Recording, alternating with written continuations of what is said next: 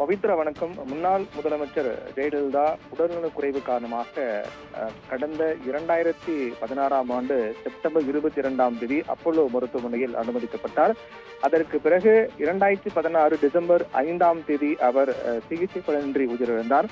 இந்த இடைப்பட்ட நாட்கள் அவர் மருத்துவமனையில் அனுமதிக்கப்பட்ட அந்த இடைப்பட்ட நாட்கள் பல்வேறு சந்தேகத்திற்கிடமான வகையில் செயல்கள் நடைபெற்றதாகவும் ஒரு வெளிப்படைத்தன்மையான ஒரு அறிவிப்புகள் எதுவுமே இல்லை என்று தொடர்ச்சியாக குற்றம் சாட்டப்பட்டு வந்தது. ஜெயலலிதா மரணத்தில் இருக்கக்கூடிய மர்மம் என்ன என்ற கேள்வியும் அதனை ஒட்டியே தொடர்ந்து முன்வைக்கப்பட்டு வந்தது. இந்த நிலையில்தான் இது தொடர்பாக அதிமுகவை சேர்ந்த உறுப்பினர் ராம்குமார் ஆதித்தன் என்பவர் சென்னை உயர்நீதிமன்றத்தில் மனு தாக்கல் செய்திருந்தார். அந்த மனுவில் ஜெயலலிதாவுடைய மரணம் தொடர்பாக சிபிஐ விசாரணை தேவை என்று குறிப்பிட்டு அந்த மனுவை அவர் தாக்கல் செய்திருந்தார். இந்த மனு, அதாவது உயர்நீதிமன்றத்தினுடைய நேரடி கண்காணிப்பில் சிபிஐ விசாரணை தேவை என்று மனுவில் குறிப்பிட்டு தாக்கல் செய்திருந்தார். அந்த மனுதான் என்று பொறுப்பு தலைமை நீதிபதி முன்பு விசாரணைக்கு வந்தது. இந்த விசாரணையின் போது மனுதாரர் தரப்பில் பல்வேறு குற்றச்சாட்டுகள் முன்வைக்கப்பட்டன.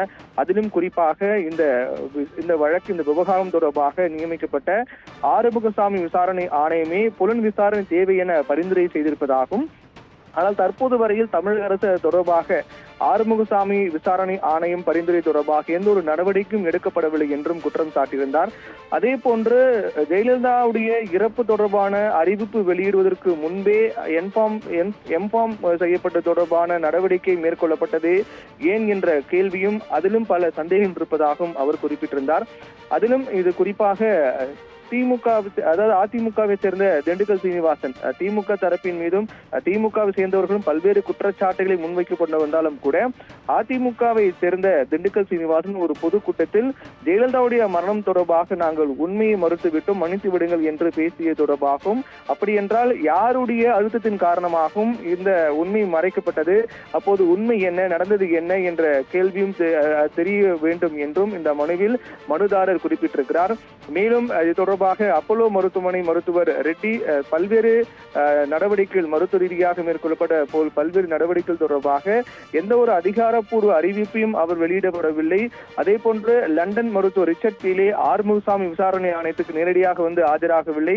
அதே போன்று சசிகலாம் சிறையில் இருக்கும் போது இது தொடர்பாக எழுத்துப்பூர்வமாக விளக்கம் அளித்தாலும் கூட அவர் சிறையிலிருந்து வெளியே வந்த பிறகு ஏன் ஆறுமுகசாமி விசாரணை ஆணையத்தில் நேரடியாக ஆஜராகவில்லை உள்ளிட்ட பல்வேறு கேள்விகளை அவர் முன்வைத்திருக்கிறார். இந்நிலையில் இது தொடர்பாக பல்வேறு சந்தேகங்கள் இருக்கக்கூடிய காரணத்தால் உடனடியாக சிபிஐ விசாரணை தேவை என்றும், சிபிஐ விசாரணை அமைத்தால் மட்டும்தான் இந்த விவகாரத்தில் உண்மை என்ன என்பது தெரியவரும் என்றும் மனுதாரர் தெரிவித்திருக்கின்றார். மனுதாரர் அதிமுகவை சேர்ந்த ராம்குமார் ஆதித்தன் தெரிவித்திருக்கிறார். மேலும் இந்த சிபிஐ விசாரணை பொறுத்தவரையில் உயர்நீதிமன்ற நேரடி கண்காணிப்பின் கீழ் இந்த சிபிஐ விசாரணை அமைக்கப்பட வேண்டும் என்றும், சிபிஐ விசாரணை அமைத்தால் மட்டும்தான் ஜெயலலிதாவுடைய மரணம் தொடர்பாக மர்மம் என்ன என்பது தெரியவரும் என்றும் மனுதாரர் தரப்பில் தெரிவிக்கப்பட்டிருக்கிறது. இந்த வழக்கை முன்வைத்து இந்த வாதங்களில் முன்வைக்கப்பட்ட நிலையில் இந்த வழக்கு தொடர்பாக அடுத்த கட்ட விசாரணை 2 வாரங்களுக்கு பிறகு ஒத்திவைப்பதாக நீதிபதி அறிவித்திருக்கிறார். பவித்ரா.